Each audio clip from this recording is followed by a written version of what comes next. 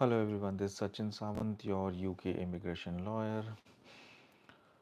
I'm live now. I'll be live for about an hour or so. In this live, I'll provide UK visa updates and live UK visa advice on matters such as any UK visa applications, EU settlement scheme, British citizenship, etc. etc. I will prioritize with live questions first, with priority for channel members' questions, and then any comments on the channel. If you stay throughout the live, I will be giving important updates throughout the live. I have some updates.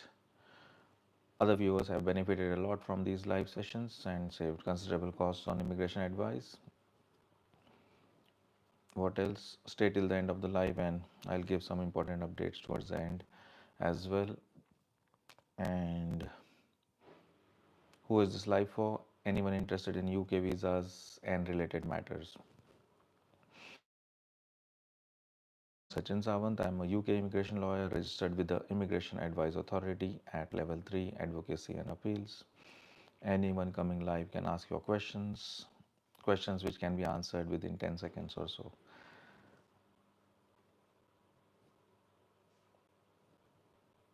Further, if you want personal advice for your own immigration matter, hit the link in the description and book a call with me. And to begin with, before any questions come through, I think it will take 5 minutes for questions to come through. Till the time, I will give some updates and start with questions on the channel. So one of the updates that I have, I think last week also I discussed about it. So the government is cracking down on most of the illegal workers who have been working in the gig economy, especially businesses such as construction, food delivery, beauty salons, courier services, etc. etc. Babakar, hi, I'm doing very well. Good to see you too. Thank you for joining the live. Thank you for being a paid member and supporting the channel. Okay. So yes, I was talking about any contract-based employment. So the government is cracking down on that. Even strict regulations have been made, and civil penalties will be levied on any employers who are hiring people who don't have right to work in the UK. Especially, they will be focusing on sectors such as construction, which are the high-risk sectors, food delivery business, delivery Uber, all those things, beauty salons, I think nail salons and all of them, courier services, etc., etc., similar types of businesses. So, and illegal penalties which are up to 60,000 for employers employing anyone who doesn't have proper right to work in the UK will be levied on them. So just be mindful of this as getting penalties in these areas also, where the employee is not directly working for them, they are a contractor, in a way self-employed, something like that. There are different ways it can be set up, but usually where there is no employer-employee relationship, that's where the employers try to get away from.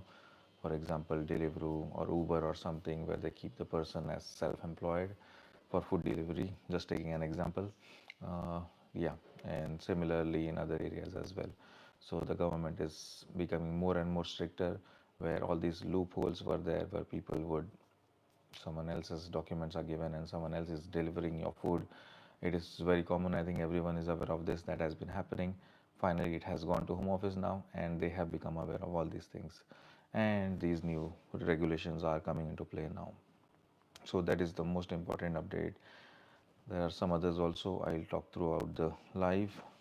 Okay, no questions yet. I'll take the questions on the channel by the time any questions come through. So from Fahad Salim, I have a question. I have come to the UK in August 24 as a dependent of a skilled worker. My wife is the main applicant. Can I apply 6131 job code healthcare? My family can be sponsored with this category. Yes, to the best of my memory, 6131 is not the job code where dependents are not allowed.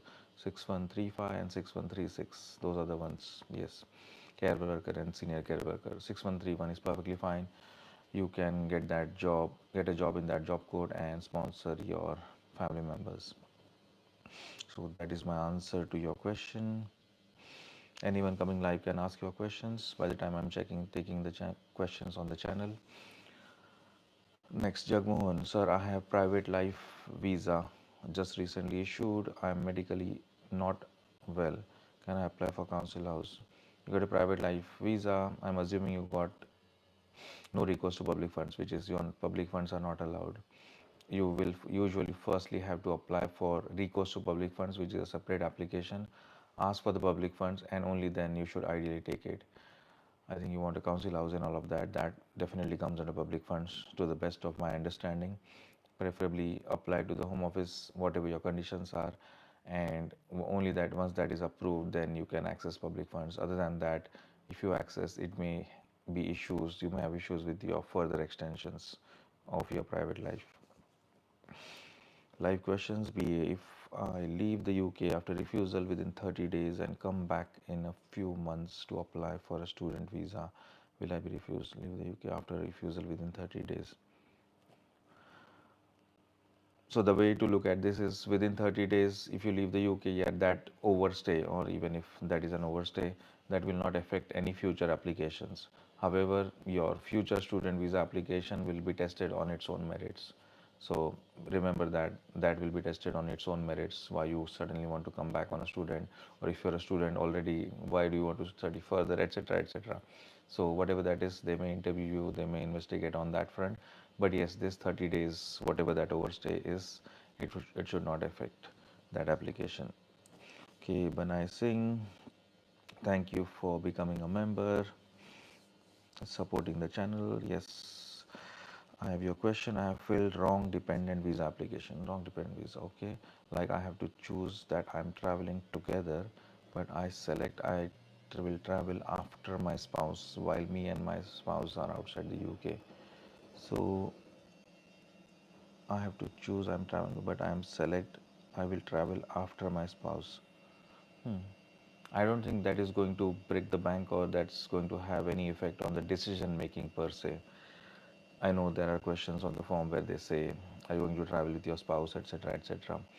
You may upload a covering letter saying that that is a mistake, and so this is the wrong thing and this is the correct thing. So if you put a covering letter, upload it on the VFS along with your documents, whatever you are uploading, that should take care of that. I don't think you need to withdraw your application or something. It's not something that is going to affect the application. So yeah, just to clear the facts, you can put a covering letter and explain this saying, by mistake I have done this, but I intend to do that.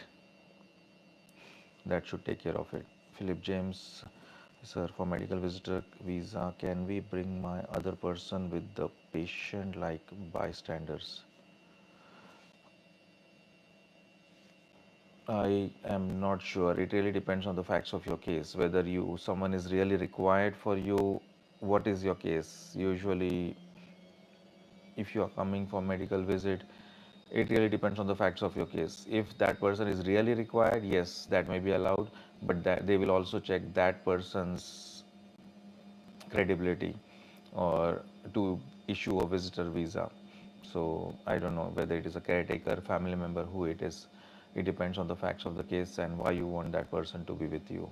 So usually, yeah, book a consultation with me or any other immigration lawyer, discuss your facts and take it from there. So that's what I would advise.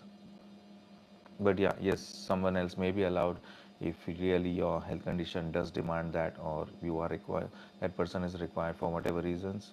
It depends on the facts of the case. Kuldeep, hi, my visa is revoked by employer. When home office will reply? When home office will reply?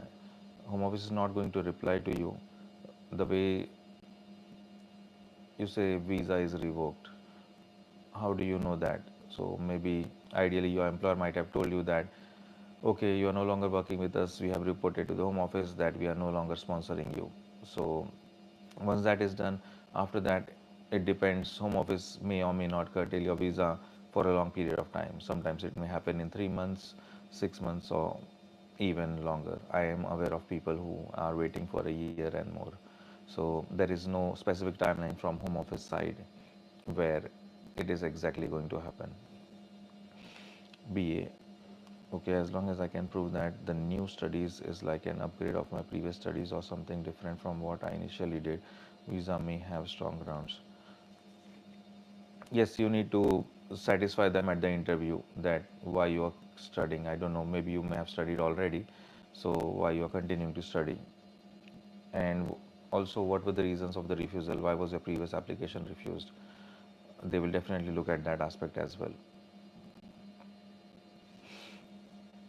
Babakar, so processing times, no updates, Babakar. I know you're talking of parent visa from an overstayer, parent visa of a British child. It's still at 12 months to the best of my knowledge. Anyways, I will check it for you. Let me see. I think it is 12 months only. Yeah, there is no service standard. But then currently decisions coming about 12 months or so. There is no service standard for that application. Yeah, it is about 12 months or so. Who is the next? 80. When do we apply for FUER, please? You can apply for FUER anytime before you are due to file an application.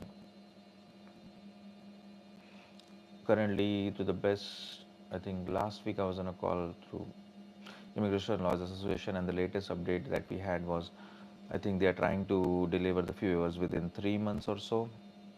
Not sure exactly if that is true, but that is what Home Office is saying that they are trying to do the FUERs within 3 months. So you can apply maybe before the expiry of your current permission, maybe on the last date of your permission, or maybe within the last 3 months. It doesn't matter. Bansal Singh, so can we really get a DCOS from a UK care employer as per current market situation? From a UK care, it is very difficult. I doubt whether you will get it because currently there are about 39,000, as I gave that update, that from 9th of April the rules have changed. Any care home who wants to hire a care worker, they need to give priority to those 39,000. That's what the Home Office numbers say, that are without jobs. Either sponsor license is revoked, employer is not giving employment them hours, or whatever other reasons. So there are about 39,000 such people in the queue, and Home Office has clearly said that if I'm a care home and I want to hire you, then I need to justify the Home Office why I am not taking a care worker who is already sitting in the UK in that 39,000 lot, who doesn't have work for whatever reasons, rather than him why I'm trying to hire you. It will be impossible for care homes to justify that. So it is quite difficult, that's what I would say. Kuldeep, thanks. Can I get another sponsorship or work until I get another sponsorship? Can I get another sponsorship or work until I get another sponsorship? So, what was the question? Was that regarding?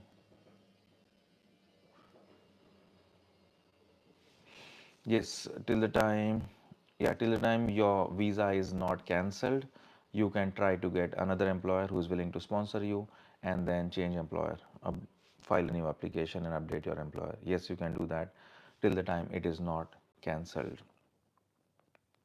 Joel Ahmed, I'm on skilled worker visa, 5 years. My annual salary 26,400. Question is, shall I need to change my salary 29,000 last year? Can I show only in the last month before applying ILR? Yeah, ideally, if you do it, the earlier your salary increases, the better for you and the better for showing genuineness. But if your employer just tries to do in the last month, I am pretty sure the employer is going to get a compliance visit or an audit. I'm 100% sure. This happened in the past. I remember when there was a short period where for ILR on skilled worker on tier 2 general, it happened. You were required to have 35,000 or some salary. It was for a very short period of time, and then employers were just raising the salaries in the last 1 month or 2 months. And yes, they got audits, their sponsor licenses got revoked, where it was quite common and it was very obvious that they are just trying to play around.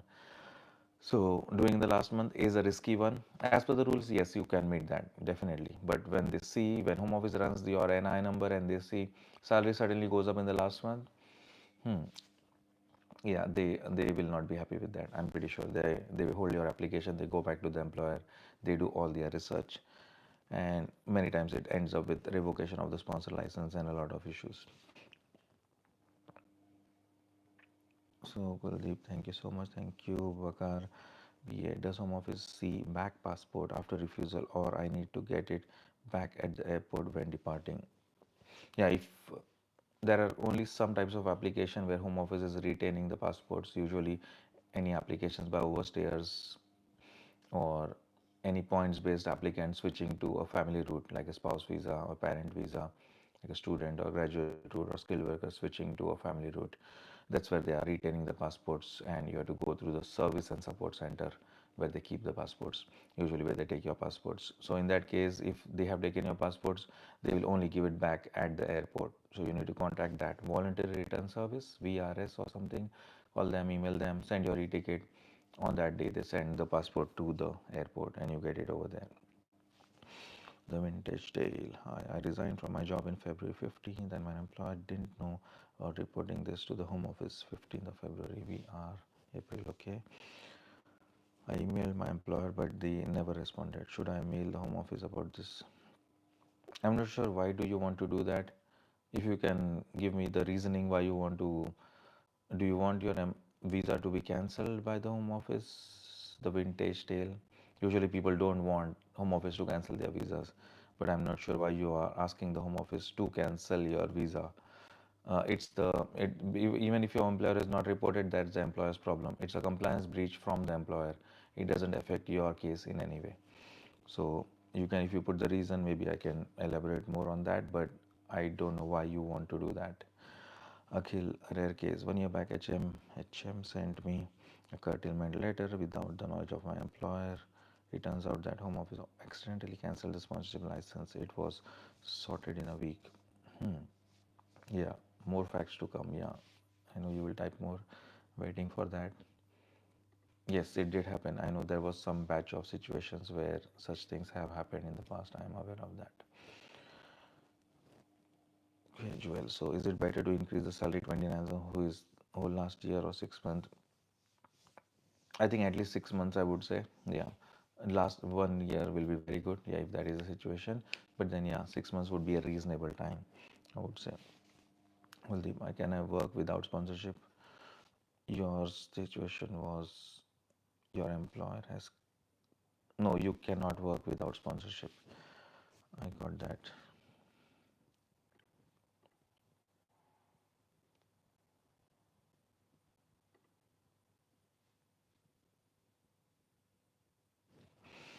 Okay, we'll have to explain reason for overstay even if I left within 30 days.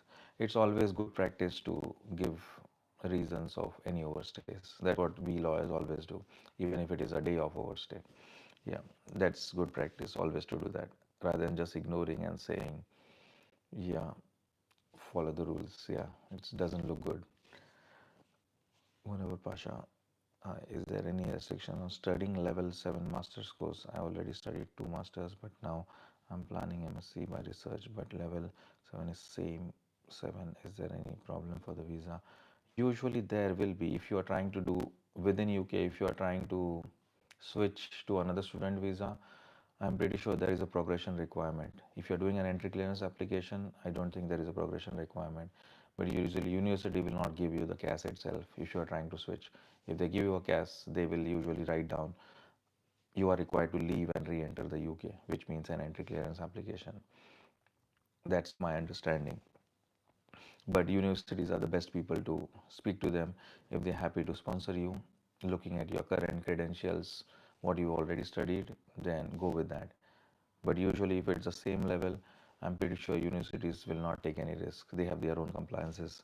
They would usually ask you to, firstly, either they would not sponsor you, number one, or if they sponsor, they will ask you to do an entry clearance to the best of my understanding of how they work usually. The vintage tale, no, I don't want the visa to be cancelled, but I thought the Home Office finds it will affect me. I'm currently in interviewing, affect me when I switch to the next skilled worker visa. No, it doesn't affect you when you switch to the next skilled worker visa. You can continue interviewing as soon as you get your new cost from the new employer. Yes, file your application. It does not affect you. It's the employer's compliance breach.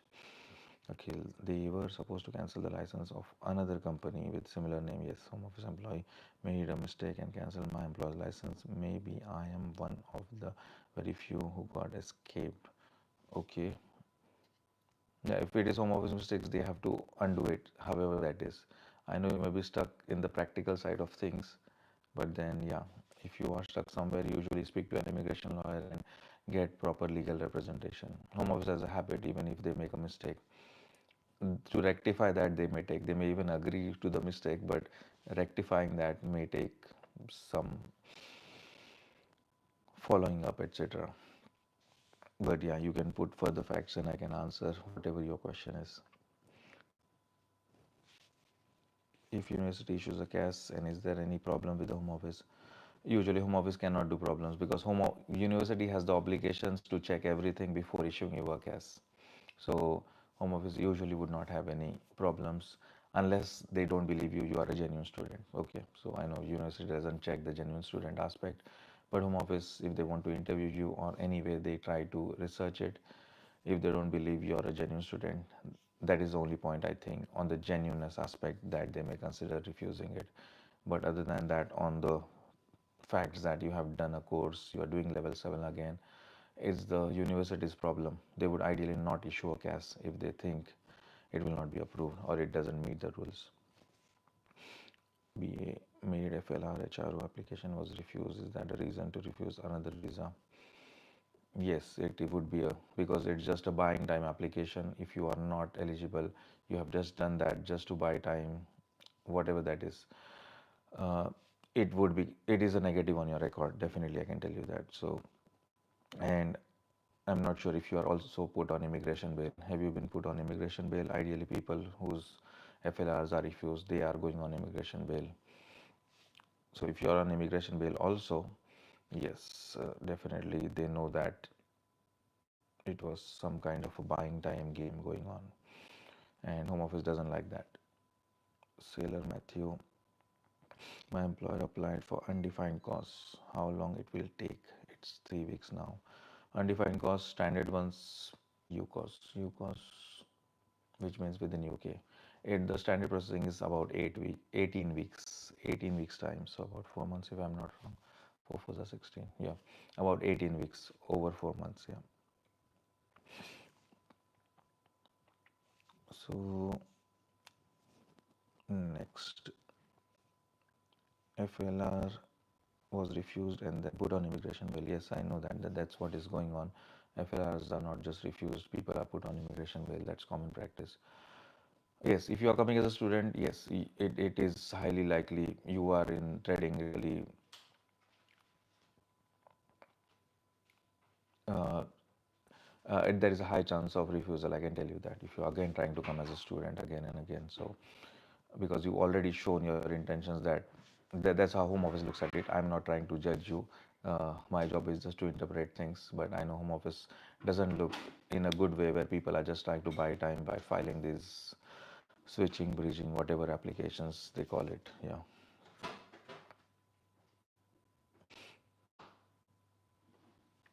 So no live questions yet. Okay, next question I have on the channel is, hi, if 10-year route apply, do I need A2 test? So Nazmul is asking, if I want to apply for 10-year route, do I need to pass A2 test? No, you don't need English language requirement. You don't need to meet English language requirement for a 10-year route.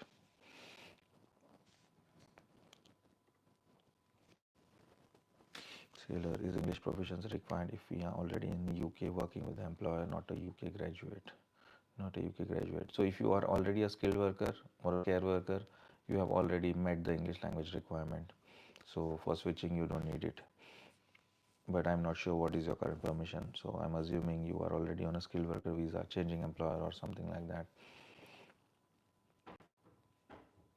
It depends on what visa you are. So if you are on a dependent visa, obviously you have not proven your English language, then you would need it. BA, but if the FLR application was made with genuine reason and genuine medical purpose, but it was refused. Yes, that is perfectly fine. I'm not saying that your future application will always be refused, but then yes, if your FLR is refused and you are on immigration bail, they have asked you, basically you are an overstay from the next day as soon as you are put on immigration bail. They have not given you any further rights to challenge that decision also. So Basically, it's an unfounded application, as they call it, on human rights or private life, whatever you have applied. But then, yeah, you can apply, you can test it out, but make sure take proper advice from lawyers before doing that, before putting in your finances and resources.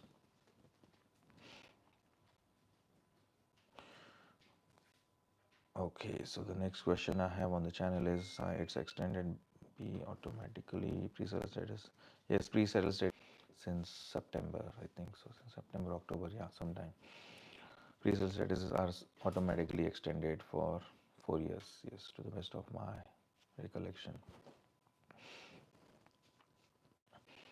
Next question I have, what is salary threshold for self-sponsorship job now, without discount? For self-sponsorship job,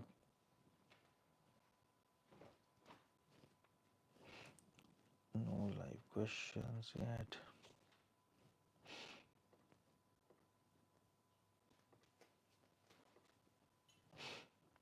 Okay, Simardev is asking salary threshold for self-sponsorship job with or without discount as new entrant. Let me see if I can find it out very quickly.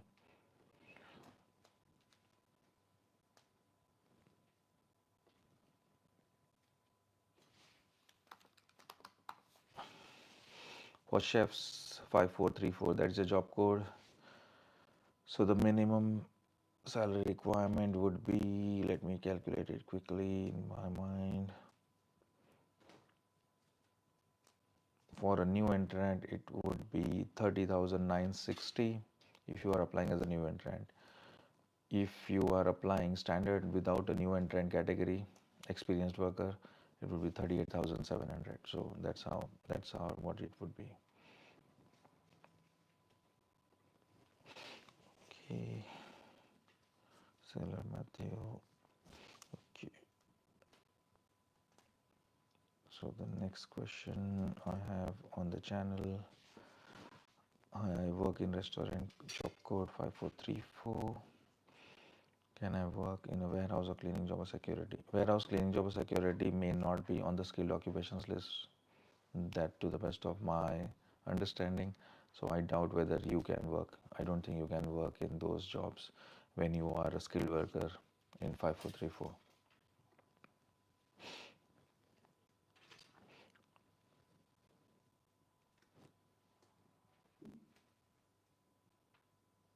Okay.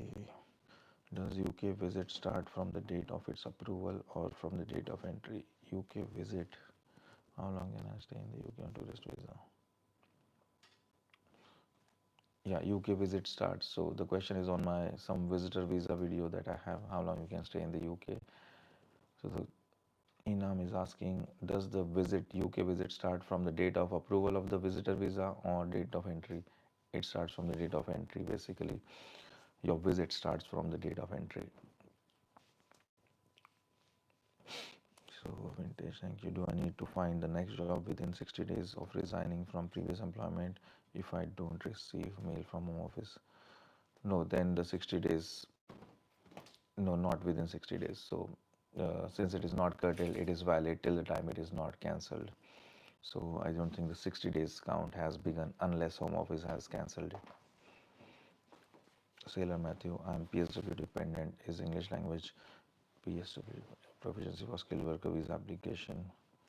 Oh, of course. Yes, you will need it because as a PSW dependent, you are a PPS dependent. You have never shown your English language requirement. You were never required to meet it. So you have to meet it when you apply for the skilled worker visa now.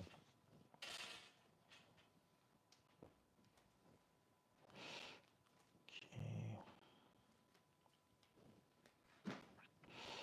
Next question is, sir. There's a question I have. Okay, I was studied in Greece 3 months and I was returned by himself. So you returned by yourself. But now I was thinking to apply other Schengen visa. Possible for me to get a visa or no? And also I visited. So can you apply for UK again? Is it possible to get a visa? Yeah, I really don't know what the facts of your case are. If you already overstayed in the UK, I'm not sure. Should take proper advice from an immigration lawyer. Only then they would be able to advise you. I'm not sure whether Greece overstay would affect, but then it would be required to be disclosed on the application forms definitely. You visited the UK in 20, also I was thinking to apply for UK again.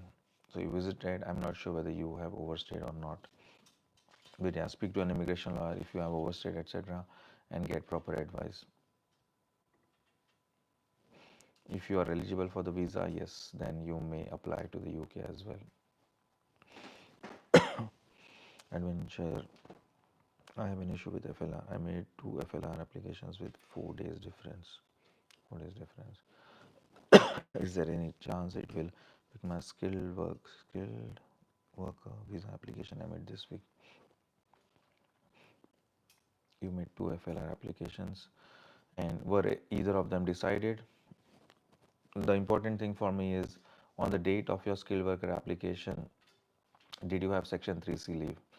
So basically, is your application valid or not? If you don't have Section 3C leave, obviously your skilled worker will be usually rejected or refused because you don't have permission or Section 3C leave on the date of your application. So I don't know if any of your applications were decided, those FLRs. If they were decided and refused, and after that you have applied, the main thing is on the date of your skilled worker application, did you have Section 3C leave? That is the question I'm trying to answer. So unless I know all the facts, I don't know if it will be refused or not. Akhil, can time spent outside UK during COVID without visa, between ICT and student visa, and 1 year, few days less than 1 year, be used for 10-year road PR. Okay, if I don't have permission 1 year and I was outside the UK, let me think. I should have permission, but then the permission. No, you cannot. Yeah, you cannot count that 1 year. There is a break of continuity of residence. Adventure and appetite. First one got invalidated due to not attending biometric. Okay, you tried biometric, invalid. So as soon as an application is declared invalid, what happens? Your Section 3C leave comes to an end on that date. And then you file something else, even on the next day, whatever that is, FLR. I doubt whether you have Section 3C leave. Yeah, so as soon as that first application was made invalid, let's say it was made invalid today, your Section 3C leave ends as soon as the invalidity decision is made. So if I'm a caseworker, I've made a decision of invalidity today, send it to you, that's it, your Section 3C leave has come to an end today. That's how the rules operate. I'm going strictly by the rules here, doesn't matter which application that is.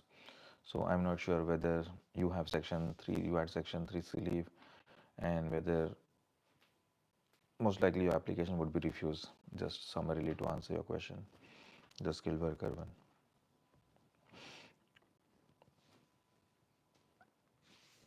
Okay, there's a long-winded question. I'm trying to read it. Personal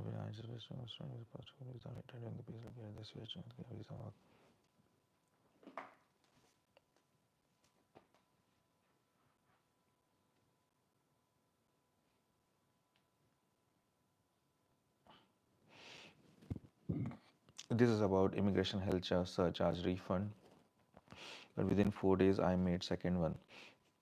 Yeah, for the invalidity application, you are talking of Section 39E now. Within 14 days, I have made another application. But does invalidity come under that? Let me think. So only refusal, invalidity does not come. Let me check Section 39E quickly. I'm pretty sure 39E of the immigration.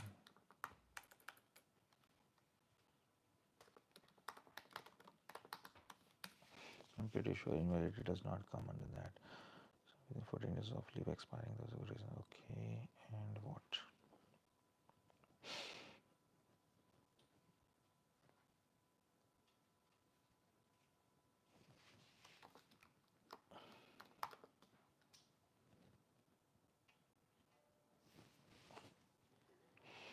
The applicant 14 days of applicant's permission expiring. Okay, applicant was made final rejection of a previous application for permission which was made in time. Okay, so the first one is done. Rejected as invalid. Okay.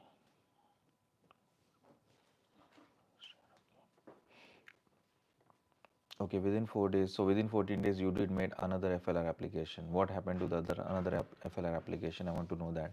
Was it decided or was it still pending on the date of your skilled worker application?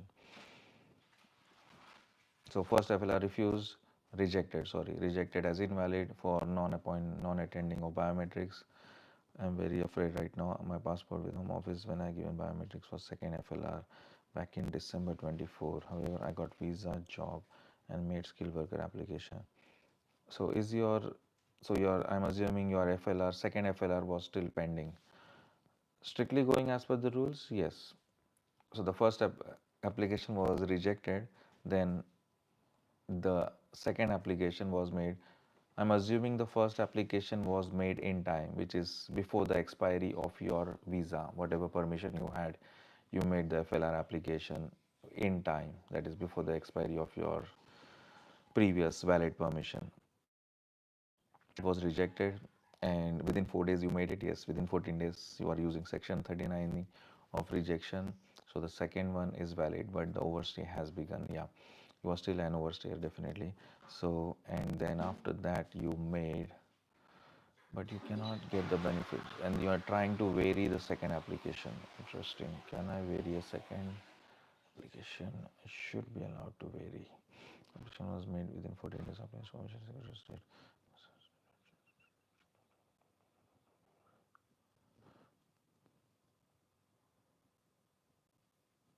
Now let me check variation rules. Something is failing somewhere. Variation of application office. Interesting.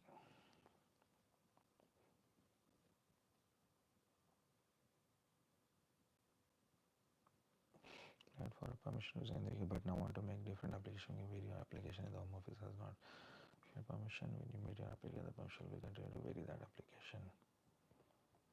If you had permission when you made the application, that permission will continue when you vary that application. But if I don't have permission, I would be an overstayer. Yeah, it is a very tricky one. I know in your second application you are using section 39E, and after that you try to vary your application. So these are all the technical terms. You have varied your out of time application, FLR application to a skilled worker application. Very tricky one. Yeah, yes, you have followed all the immigration rules. There is no clarity on whether you can really vary that application. I know you can vary usual applications, but an out of time application, there is nothing in the rules to say that. I think yes, you have made a valid application. You need to wait for a decision. That's the only thing I can say. Yeah, you have followed all the rules, it appears to me. Hi Arvind, while I'm currently in PSW and my passport expires in 2 months. If I applied skilled worker visa this month, will that be an issue? No, your passport expiry it doesn't have any effect on your permission applications. I have done applications where passports are expired. With expired passports also I have done applications. Different way of doing an application, but yes, the passport expiries don't matter. Okay, thank you, Adventure.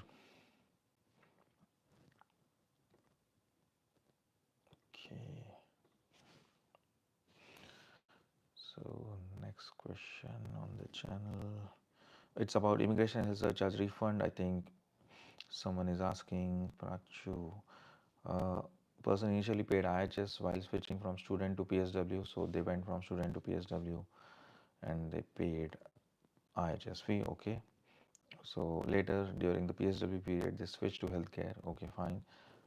And now the question is, okay, would they be eligible for refund of the IHS fee paid for the PSW visa? Yes or no? Otherwise, if the pending period of PSW after the issue of the healthcare visa was more than 6 months, then yes, they would be eligible for a refund. If the pending period after the healthcare worker approval was less than 6 months, no refund. That's a yes and no. Okay. If yes, the procedure is usually Home Office does refund it if it is more than by default they do it. If not, there is Google search for NHS refunds, and I know there is an email or something you write to and contact them if it is not processed. But usually it gets processed in about, on a higher end, in about 90 days, 28 days to 90 days from the decision on your care worker application.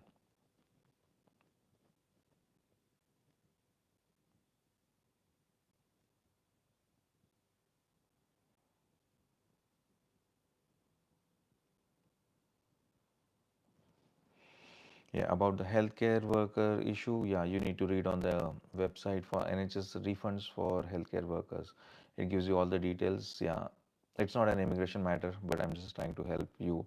But yeah, read on the website. I don't think with your case, what you're saying, student, then dependent, PSW, I doubt whether you will be eligible. Usually, the way the healthcare work, if you are eligible, look at the job codes and all. If you worked on those job codes while you were on some type of visa, then you work 6 months in that sector in any healthcare.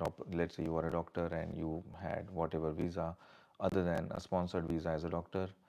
You work for 6 months and then you show them evidence that you work for 6 months as a doctor in NHS, and then they refund you. That's my understanding of the rules. Read the rules of refunds of healthcare worker visa in IHS. It should give you that guidance and the email over there. Okay, next question I have. Adventure, I made application on March 17, it's standard one. It's been 5 weeks, still not getting a decision.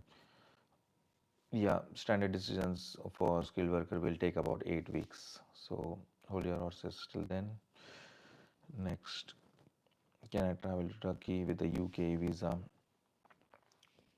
For traveling to Turkey, maybe you should contact Turkey embassy and check with them if they are happy to accept UK visa. I don't think I can advise on Turkey immigration here, but then yeah, you need to contact the embassy of the country you are planning to travel to and confirm with them. Aravind, after PSW expired, I applied fee waiver and it rejected after 4 months, and then FLR applied and it rejected after 2 months. Can I get any ban in future? I leave UK within 14 days. So let me think. When did your Section 3C leave end? And that's where your overstay starts. So just to summarily say, after my PSW, okay, you applied for fee waiver that was rejected, and that was not on the basis of a family road application. You didn't make that application also. So basically, I think I'm pretty sure your overstay will be counted from the point your PSW expired. That's how the rules would strictly apply. So you have overstayed technically, I'm pretty sure more than 3 months. It counts to 4 months anyways. Yes, it will affect. You will have the future bans. That's my reading of the rules and from experience, whatever I've seen. From the point of end of your PSW, you are overstaying in the UK. Very simple. There's a summary. Count those days and those rules apply. More than 3 months overstay, minimum 12 months ban. Sarah Matthew, for English proficiency, skilled worker, ETAS is required or NARIC. For English proficiency, skilled worker, you look, you need either you pass the English test or you get the NARIC certificate. ETAS is only required for specific types of skilled worker jobs, something like atomic energy or something like that.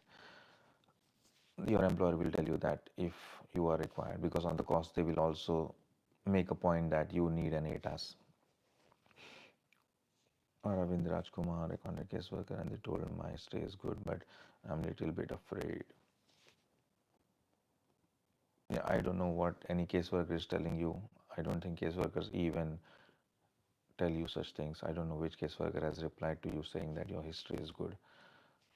Yeah, they cannot go behind their normal job or authorities and tell people all these things. Anyways, I'm trying to interpret what facts you have given me. You have overstayed 100%. You can test it out if you wish to. Okay, next question I have on the channel is, can you please tell while considering ILR, do they check our 5-year salary slips? What if care home company didn't give me proper work? Am I eligible for ILR? Okay, this is a common problem with these care home jobs where people have been not being given work, etc. No, they don't check. For ILR, as of today, they don't check 5 years of salary slips. They only need the latest pay slip. That's what they check.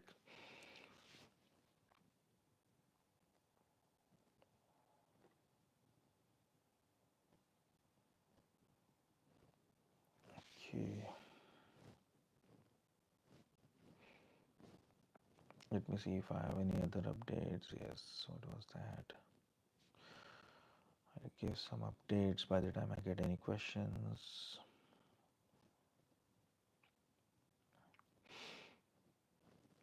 31st March, yeah. Yeah, all the overstay returns. So the government has confirmed that they have returned more than 24,000 individuals with no right to be in the UK. So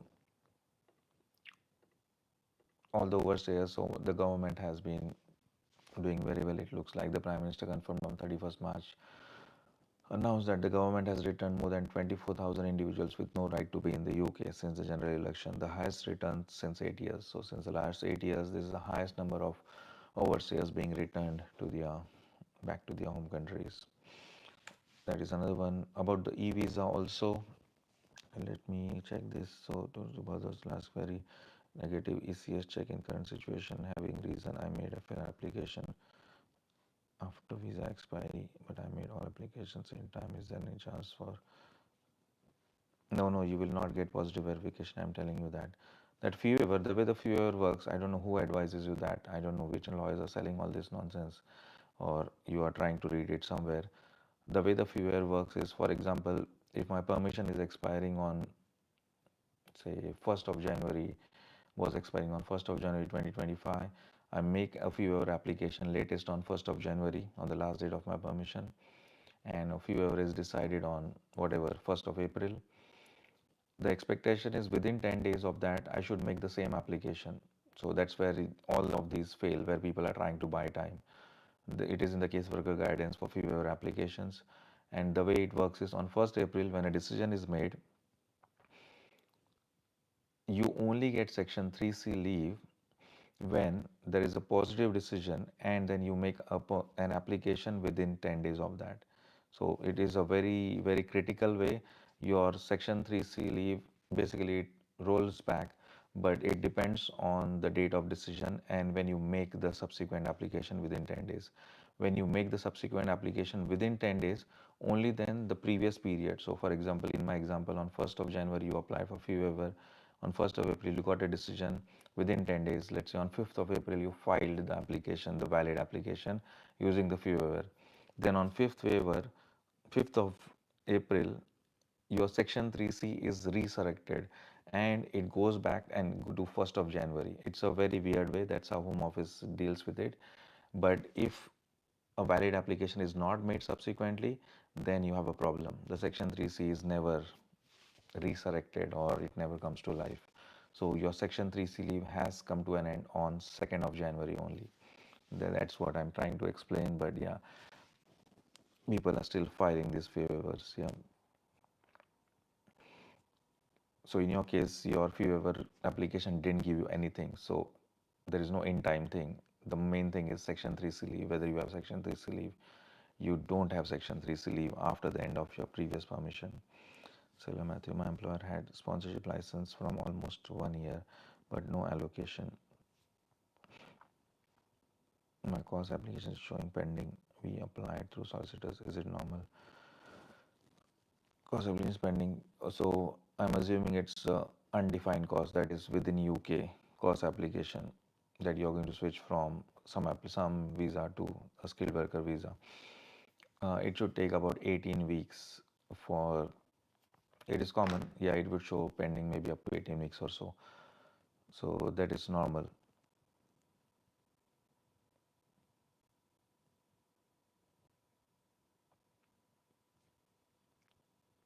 Minimal application 4 days after invalidation of the FLR.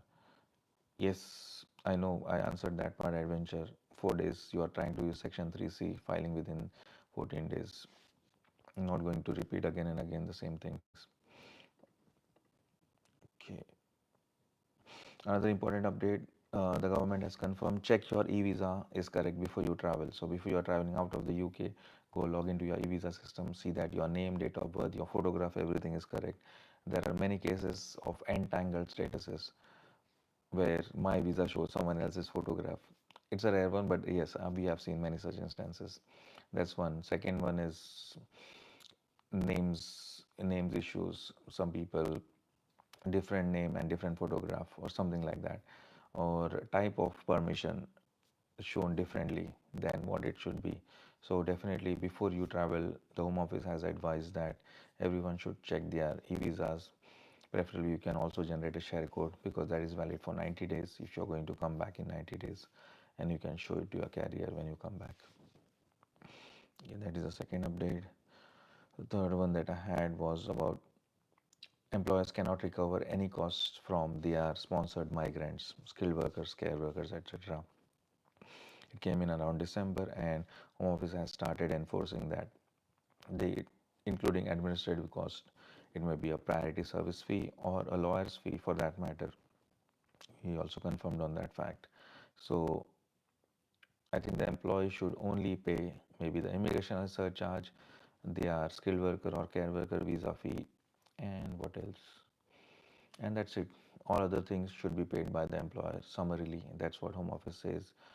The 239 cost fee should be paid by the employer. The immigration skills charge should be paid by the employer, which is about 1,000 per year of visa for large employers, large and medium, and 364 per year of visa for small employers. So immigration skill charge, cost fees, sponsor license fees, priority service fees for sponsor license, and any legal fees as well. So no costs can be recovered by employers from employees in any way.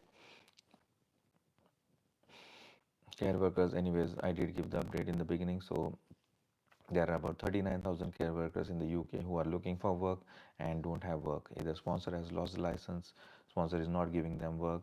They are they have been uh, basically a victim of a fraud or something like that. Some way or the other, they are affected, and all the care homes are encouraged by Home Office to employ them first, and they cannot employ anyone else. They cannot employ anyone from outside the UK or anyone switching from inside the UK. For example, a PSW dependent switching or a PSW holder switching or a student visa holder switching. So this new rule is making it very difficult for anyone to get onto care worker job codes if they are not already in that job code. So graduate road holders will have a hard time becoming care workers. They will not get a course itself inside the UK. Student visa holders will not get a course. Any skilled worker visa holders in other job codes cannot switch to care workers also. So almost nobody can switch to care workers other than those 39,000 who are stuck in the UK with care worker visas but no work, etc. The main applicant, seller, married and married dependent applied together with the same costs only after the successful application of the main applicant. You can apply together, the main applicant and dependent can apply together. Ideally, they should apply together. But then if you're not sure that you will get a positive decision, you can wait. Main can apply first, and once it is approved, dependent can apply. Home Office doesn't care about that much. Ravin, sir, right now, is there any immigration interview for skilled worker? Yes, they are taking interviews for skilled workers from outside the UK most of the time, yeah. Especially from countries like Pakistan, India, etc. It's very common practice. They are taking interviews.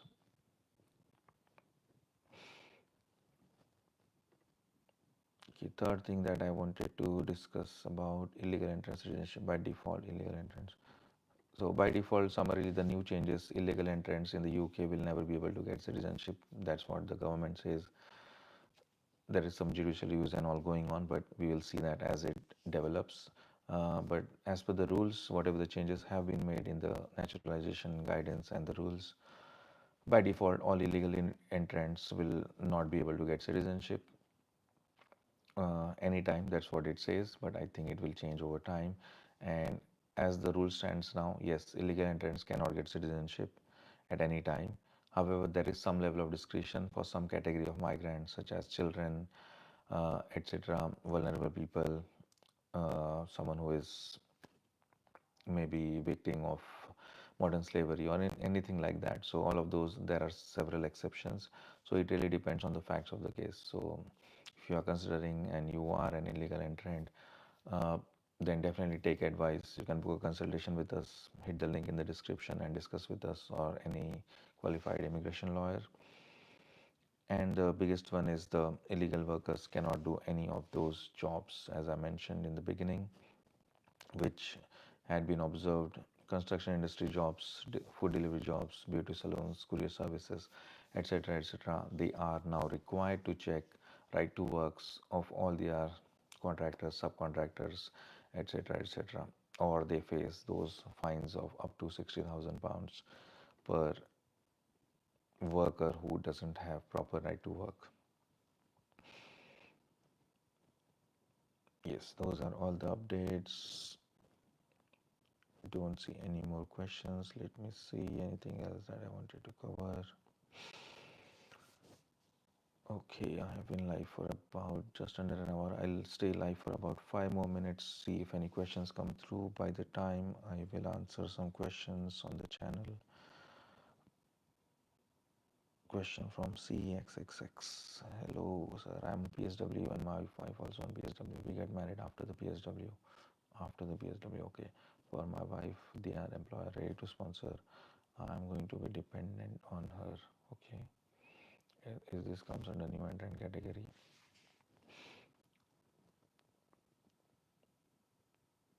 So I think the facts are there are two PSW holders. They both got married after getting PSWs, and then once they got married, one of them, the wife, got sponsorship.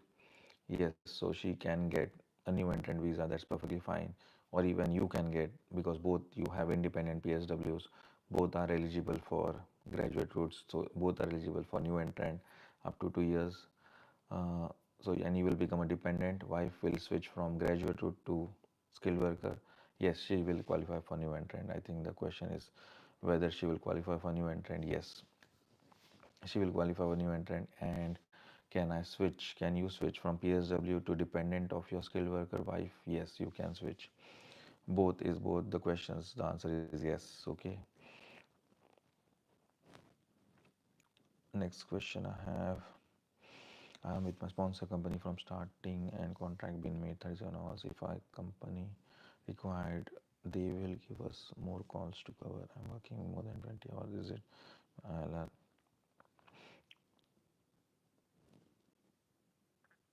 I'm trying to understand this question. So you have a sponsored, you have a, I think a skilled worker visa.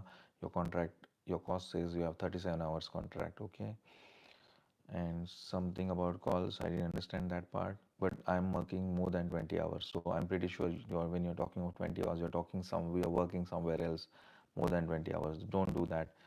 Once Home Office starts cracking down on that aspect of more than 20 hours of breach of compliances, it will be very difficult for people who are trying to uh, overwork over the 20 hours. Exception may be care workers, I'm pretty sure, because that's a completely abused and a different area that Home Office is treating.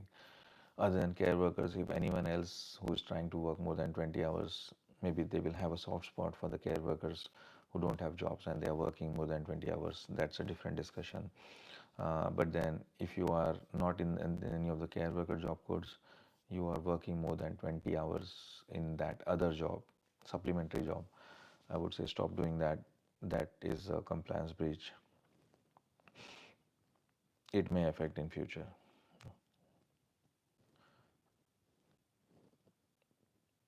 Okay. One more question. Relation is not going well with the current employer. You left the job to know your. Okay. There is no chance to know from employer from when 2 months will activate for switching visa or leave. That's how will one know?